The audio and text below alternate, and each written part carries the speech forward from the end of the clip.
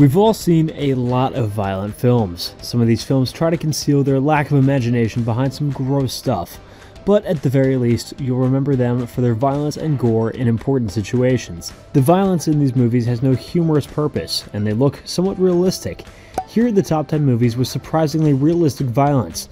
But before we get further, be sure to subscribe to our channel and ring the bell to get notified about our latest videos. Alright, now let's get into it.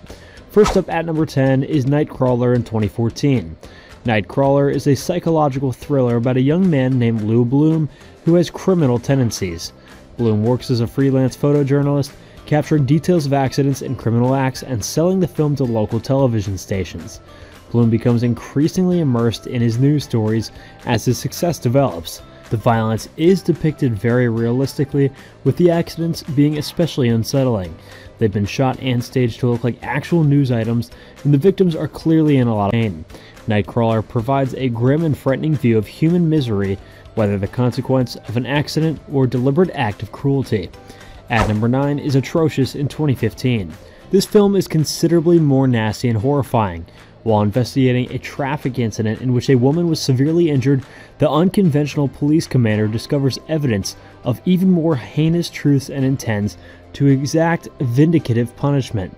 There is no reason for the camera to be present in the found footage style flashbacks. As a result, it's difficult to take what happened seriously. There's a storyline twist at the end because Atroz strives so hard to be something more than just another crappy movie with ultra violence. At number 8 is 12 Years a Slave in 2013.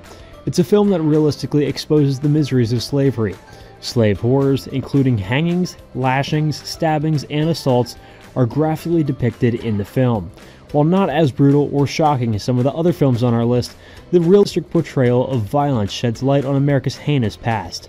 The emphasis on historical accuracy makes it a must-see for anybody researching that period. That reality, however, does not make it any easier to watch. At number 7, a Serbian film in 2010.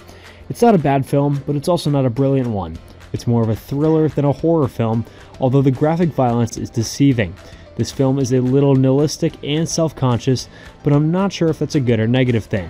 An old porn actor agrees to take part in an art film to leave the industry for good, only to find out that he had been drafted into making a pedophilia and necrophilia themed snuff video. In any case, it's worth watching, so you may form your judgment around this well-known film. At number 6 is City of God in 2002. The City of God, based on Paulo Lins' semi-autobiographical novel, shows life in a Rio favela. The story spans several decades and follows the emergence of organized crime in the area, and the film also provides an unvarnished look into the life of these people, complete with domestic abuse, armed robbery, and crimes involving minors. Nobody said art had to be enjoyable. At number 5 is Trauma 2 in 2017.